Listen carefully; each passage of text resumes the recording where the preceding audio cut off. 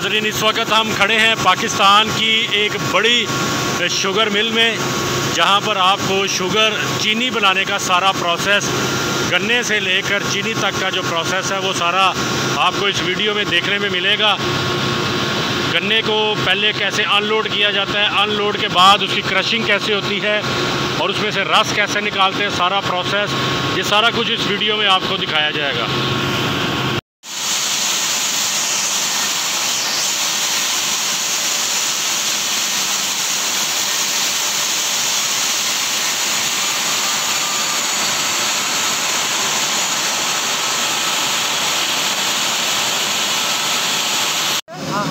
नहर उतार देने ये वही है,